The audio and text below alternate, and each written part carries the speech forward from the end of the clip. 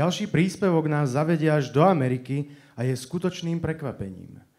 Magister umenia Andrej Vsol nám odprezentuje časť novoobjaveného Mackovho denníka pod názvom Jak sem došel do Ameriky a co sem tam skúsil.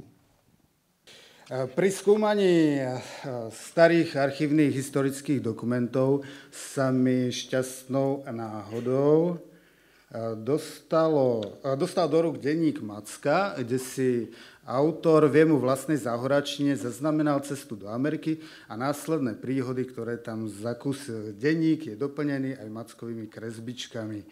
Takže si to dovolím odcitovať. U Poldegráfa Mariňáka som si nechal spraviť podobenku.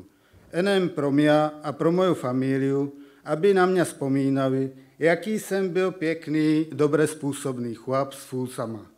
Však sa nenadarmo říká, to je ale Macek. No a já jsem Macek. Člověk neví, co sa mu tam za velikou mláku môže stát. No musí čekat, že mu život dá pár pohubie. Nenapadlo mňa to ze dňa na den, že Macku skúsi šťastí v Americe. Ne, to si musíte na tú srandu zarobiť, pokud nemáte bohatého príbuzného, co vám tu šívkartu kúpí.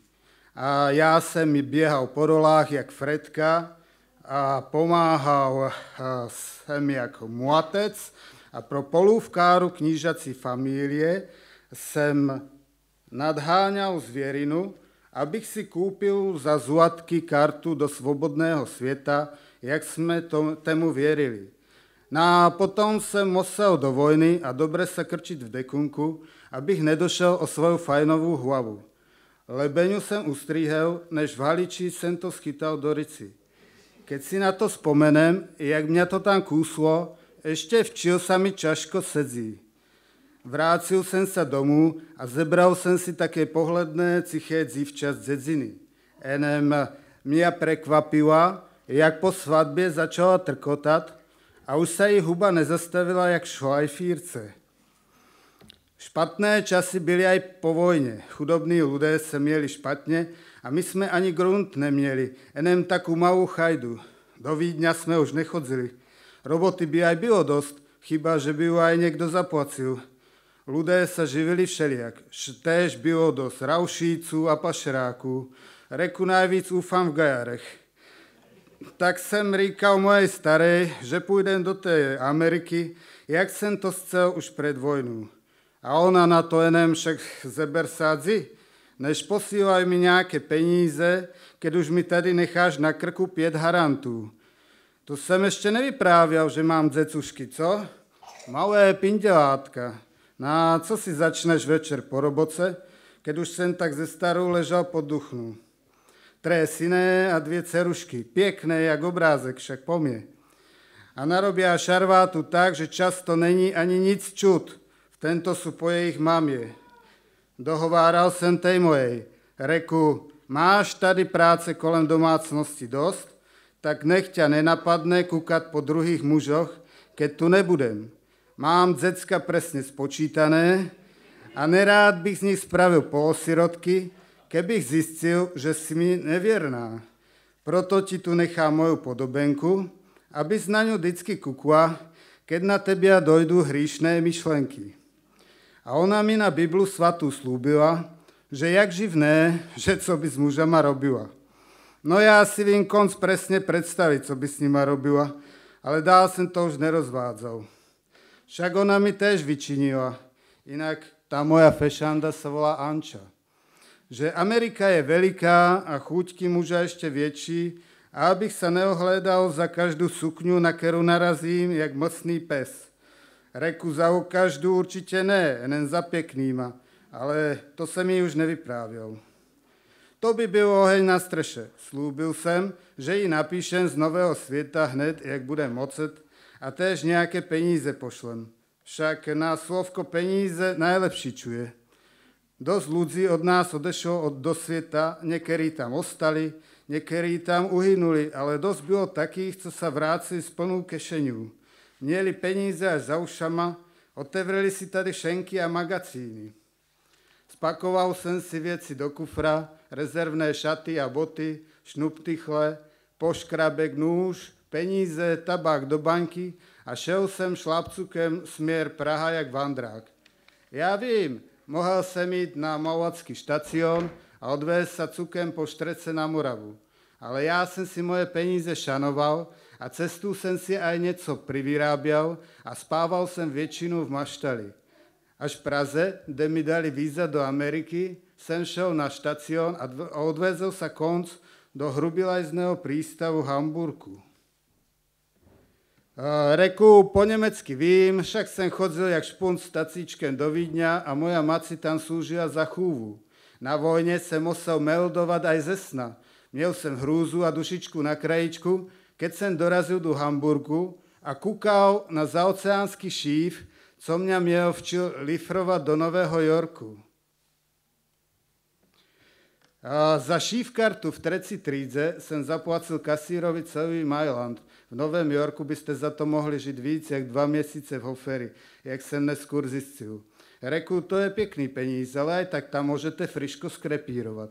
Však víme, Titanic byl fungl nový a jak doňho nateklo. Sca nesca, musel jsem jít. Pri vstupě na šíf kúkal doktor na Luzi do treci trídy a keď sa mu někdo nelúbil, poslal ho ze šífu preč. Ale tá prohlídka byla taká halabala. Rídzil to tam bradatý chlap v pěkném modrém ancugu a s velkým rešpekem. Kolem něho běhali též takí chlapi v modrém, co mu furt něco meldovali o stave šífu. Zdravil sa jeden s fajnovýma magnášama z prvej trídy. To si predstavte more, samá voda, kam sa podzýváš. No a ten oceán, to je víc jak jedno more, do toho sa vejde niekoľko takých morí. Jak je slané, ani sa z toho nemôžete napiť a na dno nedovidzíte. Však to není s kostelným porádkem, abych v oceáne hubu sušil, než pravda je taká, že jsem věc sušil, jak pil. A já jsem enem hledal medicínu na tu novou korelu, co se rozmohla po veliké vojně. Říkali jí Španělka, a že keď chce člověk pri životce ostat, musí pít rum, vermut, koňak. Nevím, jestli by na to zabrali karpatské kapky doktora Friedricha. Pri sám vačku, já bych býval pil aj fajnový špiritus jak koňak, ale to je pro mlsné šňupáky z prvej a druhej trídy. No a tady je všecko drahé. Aj žalúdku mi hrálo jak uherskí cigáni. Jídla jsem měl málo a chucilo to jak žvachanec. Ani toho chleba jsme porád neměli. A já jsem myslel na ty ryby, co vyskakovali ze slanej vody, jak by jsem ich všetky zhutal aj s kostcama. Jeden raz byly také veliké vlny, že se nám jedzení na stole combílalo z boka na bok. Stůle byly v porádku, ty jsou zatučené do podlahy. To si nemyslíte, že vám snad někdo donesl žrádlo pod nos. Zvoncem sa zvolávalo do jídelně. Oběd byl o 1 hodině, no museli jsme dojít skôr a aj tak už tam byla fronta a tí poslední už došli po funisi s krížem a měli enem ohlédance. Pod palubí nebylo moc luftu a celé rodziny s malýma deckama tu byly natlačené, ľudé tu ravkali, chrchlali jak ve špitále a blechy tu měli hody.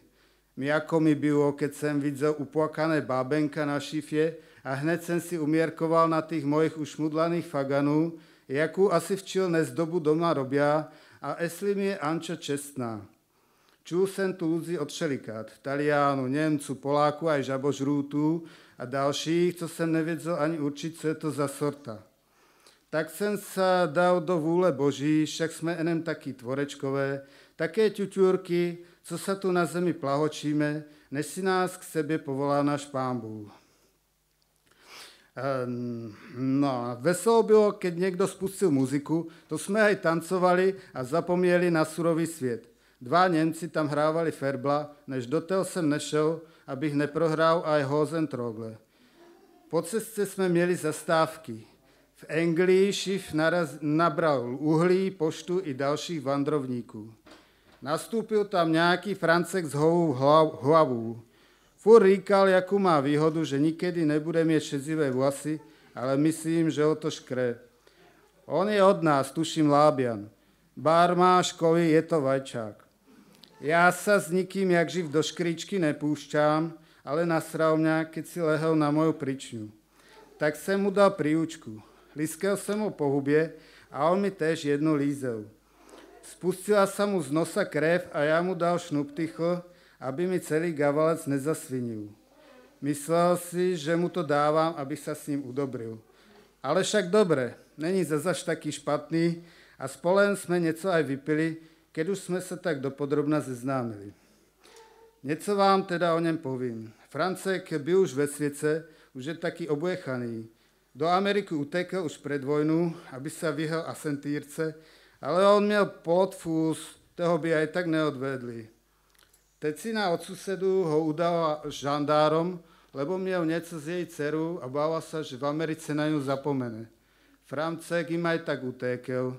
Vyprávial, že většinu peněz, co si zarobil, zašil do futra kabáta, lebo aj v Americe sa kradne jak u nás. Než kabát mu grajfli až u nás nějaké nálevní. Jeden čas otročil jak robotník do houbokene, než necítil se tam dobre, kvůlivá tému, že tam sú enem sami Germáni, robota veliká a výplata nic moc. Túlavé boty ho zanesli do Allentownu v Pensylvánii, kde byly textilné fabriky, v kterých musel robit, až pokád ho za nabádání ke stávce nestrčili do areštu. V Pensylvánii, že je moc baní na uhlí a antracit, ale tam nechcel jít, než on je citlivý na prach a to černé svinstvo sa ti nalepí na plúca alebo ťa zavalí v doli a je z tebu amen. Keď ho pustili z areštu, říkal, že tam byla lepší strava než v tej fabrice. Vandroval až do Chicaga, kde sú jatka se svinema aj krávama ve velikém a tisíce kusů sa tam spracujú za jediný deň a že by sme tam mohli skôr robotu zehnat aj v Čiléky. Říkal, že ten Titanic neměl dost záchranných čajek a proto sa toľko ľudí utopilo. Tak sme na palubě rechnovali, koľko je tam čajek a kerú by sme si zabrali pro sebia, až by sa ten šíf s komínama potápial. Vím, že ne všetci vydržali až do konca. Na šífě byl doktor a keď už někdo moc chrypial, nechal toho pacienta strčiť do osobitné cimiry, aby od něho další nechycili korelu a tam ten marod ostal, pokád sa nevylečil, alebo už nejavil známky života, aby už celý namodraví a botňal. Na palubě měli pro tyto prípady kamene, které strčili do truhy k neboštíkovi, aby neploval po hladzině, keď truhu šupli do vody. Pri pohrebě matrózy vyvěsili americkou vlajku, zacengali na zvonec a ten bradatý kapitán měl ještě reč k mrtvému, asi sa modlil, ale konce mu nerozuměl. Potom bylo všecko friško odbavené. Amen a bác do vody, enem to tak šplechlo. To dá rozum, že matrózy museli mít aj cimru na ty truhy. Říkal jsem si, jestli tam majú aj pro mě. Po 9 dňoch plavby všecko, co mělo zdravé nohy, lezlo na palubu, jestli aspoň vykúkalo z okének, aby vidělo to bájné město blahobytu, Nový York ze sochu svobody. Vypadalo jak veliký bravlenčák a rozlohu strčí celý Hamburg aj z Vídňu do kapse.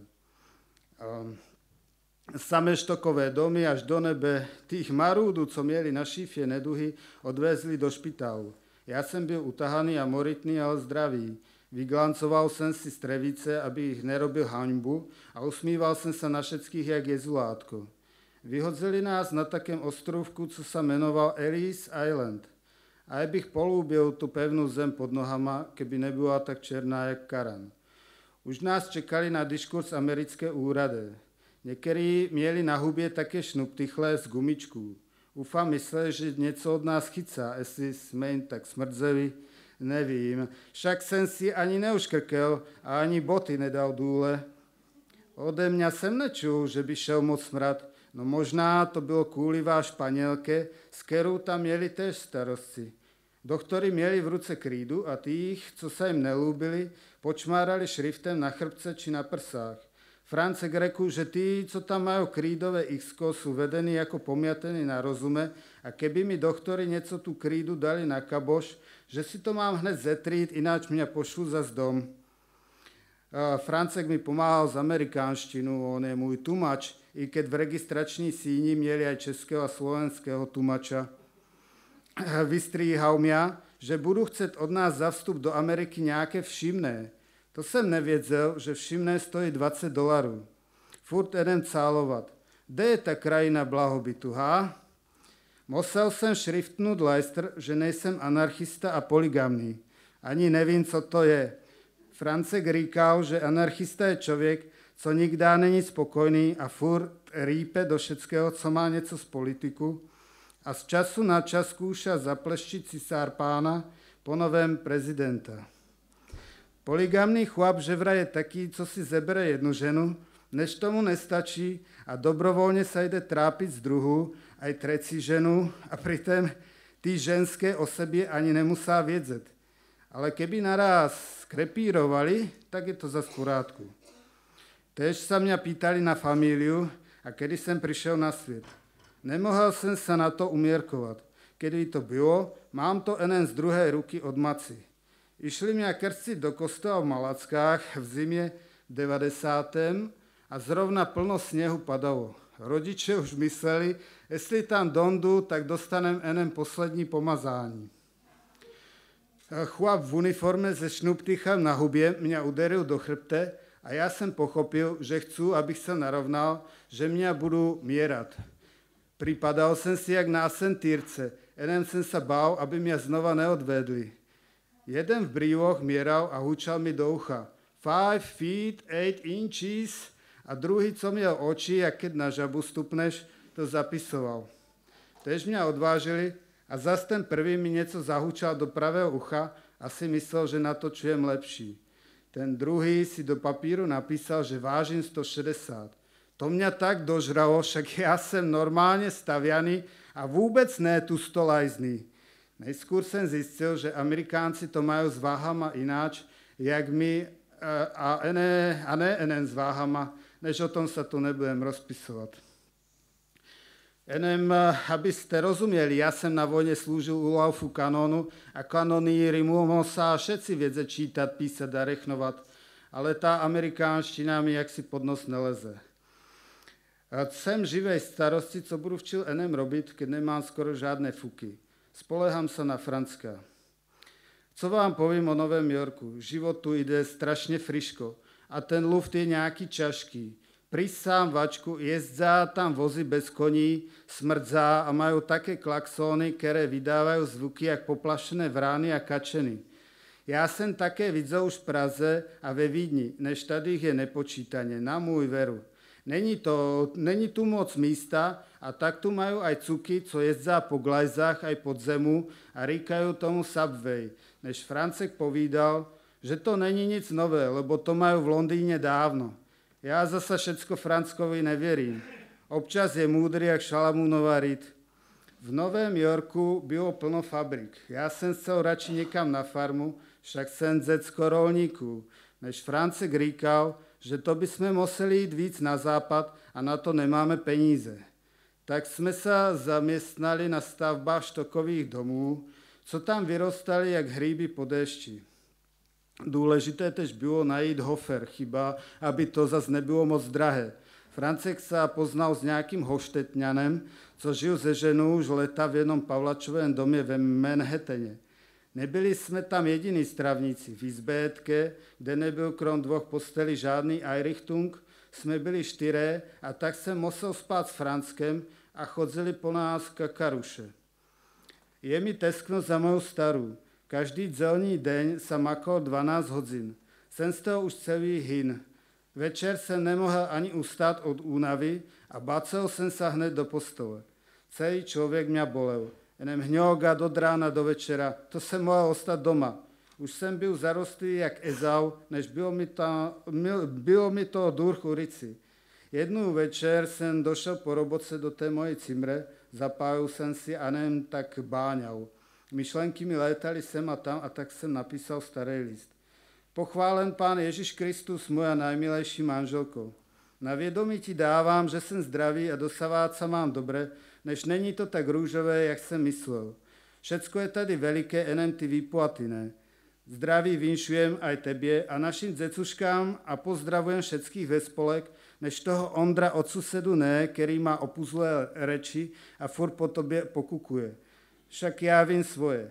Napíš mi, jak sa máš a či nestrádaš a jak dzeci. Však snad budem na tento adresy. A reku, asi tak za 2 měsíce mám potom namírené s Franckem do Chicaga. O táti napíšem, abys věděla můj nový adres. Francek je tež záhorák a člověk, jak sa patrí. Není vajčák, aj keď jsem si to ze začátku myslel. Posílám ti $30, víc sa mi za tá nezadarilo šporovat. Bance ti to vyvexlujú, než sa nedaj ošidziť. Lúba ťa tvoj Macek. V nedaleké štvrci Hell's Kitchen bylo aj dosť Íru, chudebných jak kostelné myši. Tí nás moc nemuseli. Našim říkali Hánky, či tak nejak. Nevím, jestli ty myslí naše Hánky na chňápách. Francek vyprávěl, že to má označovat takého truhlíka, co sa enem na své slavy spoléhá. Ty irské dubové palice tu majú též nemoc lichocivú prezdívku pedy, co zas má byť taký natrtúlený chlap, co chce všetko enem grajfnúť. Americká vláda dostala nápad, že zakáže pici špiritusu, pokiaľ to není na recepis, než to vedlo k tomu, že vznikly pálenice a šenky na černo. To sme tak enem po roboce sedzeli s Franckem v jednej nelegální putice a rozbírali naše další trošty. Keď sme už cídzali z pohárku, stúpel si vedľa mňa kerýsi z Iru, taký zerzavý sekirant. Bylo mu nieco nepovúli. Furt brbtal, že my Hánky bereme robotu poctivým katolíkom. To jako myslel sebia toho poctivého. Však já jsem tež katolík, než tomu bylo v ulici. Krucifix námo, ten mňa dožral. Povídal jsem mu po našem. Co chceš? Co s tú hubu po mne furt rajduješ? Tomu nerozumiel. Tak jsem mu jednu pleštil a pochopil. Vrhel sa na mňa a dal som mu další pěknú facku, až sa mu suzičky vedrali do oček. Po dalším liskanci sa kobélal po zemi, než to ke mne došel druhý chumaj, taká vazba a začal se mnou kmásat. Za chvíľu sa tukel celý šenk a ne enem na piesci. Naraz miel kdekdo v ruce nůž a flašku a mne to pripomnělo staré dobré časy v gejárském šenku. To byla rubačka. Nějakí Poláci sa postavili za nás, ale viec chlapů bylo na straně toho Írčana a tak jsme s Franckem zvolili taktický ústup cez hajzle. Uvědomil jsem si, že sa potrebujem tu amerikánštinu porádne naučiť, aby sa do mňa niekto hned neonzel kúlivá jazyku. Na strany Francek si hľadzol modrinu pod okem a povídal, že je na časy. To je všetko. Ďakujem za pozornosť.